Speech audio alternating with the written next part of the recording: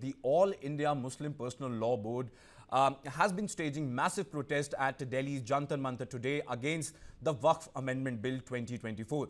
The protest comes amid the allegations that the government is attempting to create a division between Hindus and Muslims and undermine the authority of Waqf properties. In fact, Jagdambika Pal, BJP MP and the chairman of the Joint Parliamentary Committee on Waqf Amendment Bill has criticized the planned protest and called it undemocratic.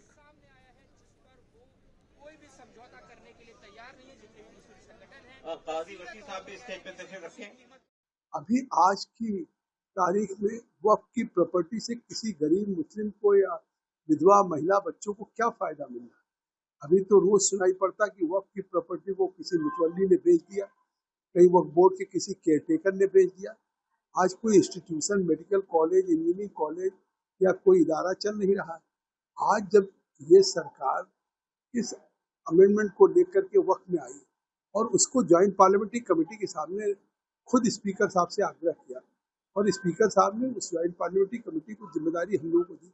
6 महीने हमने पूरे देश में दिल्ली में 38 बैठकें की, एक बैठक 8-8 घंटे किया, 118 घंटे बैठकें किया।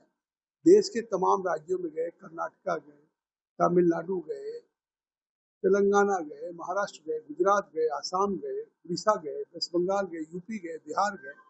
तमाम राज्यों में जाकर के सभी स्टेक होल्डर से, वक्फ बोर्ड से, माइनॉरिटी कमीशन से, इस्लामिक स्कॉलर से, प्रोफेसर से, वाइस चांसलर से, बार एसोसिएशन से, हाईकोर्ट से, लॉयर से मिले और इन सब के विचारों को और व्यूज को सुनने के बाद हम एक अमेंडमेंट लेकर के 428 पेज की हमने रिपोर्ट सबमिट किया। अब अगर वो देश के इस वक्त के खिलाफ वो कर रहे हैं तो कहीं ना कहीं देश में वो लोगों के बीच में एक नफरत पैदा करने की कोशिश कर रहे हैं और पार्लियामेंट की उस कानून बनाने की अधिकार को, लोकतांत्रिक मूल्यों को चुनौती देने की बात कर रहे हैं।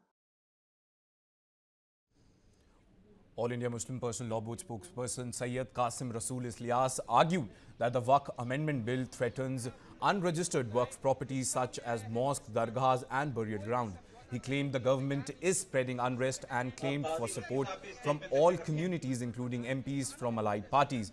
General Secretary Fazlul Rahman emphasized that Muslims desire development but feel the amendment bill will worsen communal tensions. Narendra Modi ji की सरकार हिंदू मुसलमानों को जोड़ना चाहती है। नरेंद्र मोदी जी की सरकार ने 10% आरक्षण दिया इकोनॉमिक सेक्शन को, उसमें मुसलमान है। जनधन योजना है, आवास योजना है, उज्ज्वला योजना है, आयुष्मान भारत योजना है, ऐसी सभी मुद्रा योजना है। सभी योजनाओं का फायदा मुस्लिम कम्युनिटी को होता है। इसीलिए मतलब हमारी एनडीए सरकार, मोदी सरकार हिंदू मुसलमान का भेद नहीं करती है और हम सब लोगों को सबका साथ सबका विकास की भूमिका है। लेकिन अगर वक्फ बोर्ड के बारे में, वक्फ बोर्ड की जमीन जो है ये कुछ लोगों के हाथ में थी, उसका कुछ समाज के लिए फायदा नहीं था। इसलिए जो बिल आया है, इस बिल में अमेंडमेंट के लिए भी सरकार तैयार है। अभी वो जो बिल पास होगा तो जो गरीब मुसलमान है, गरीब मुसलमानों को फायदा करने के लिए ही ये बिल पास हो रहा है और इसीलिए मुझे लगता है कि मुस्लिम कम्युनिटी के विरोध में ये बिल नहीं है, ऐसा मेरा निवेदन है। My colleague Jitendra Bhati joins us from the ground, from Jantar Mantar, where this protest is happening. Jitendra, सबसे पहले बताइए इस समय वहाँ क्या चल रहा है और क्या पर्टिकुलर डिमांड्स पे जो है all India Muslim personal law board protest कर रहा है? जायदाद को तबाह करने वाले देश के संविधान को तबाह करने जा रहे हैं। बिल्कुल आपको तस्वीरें दिखाऊंगा, पहले आप जरा देखिए जंतर मंतर कहाँ है। देश भर से मुस्लिम संगठन आए हैं, यहाँ महिलाएं भी हैं और यहाँ पुरुष भी है और साफ तौर पर उनका यही कहना है कि वक्फ बोर्ड के अंदर जिस तरीके से संशोधन किया जा रहा है वो उन्हें मंजूर नहीं है और उसको वो किसी भी सूरत में संसद से पास नहीं होने देंगे।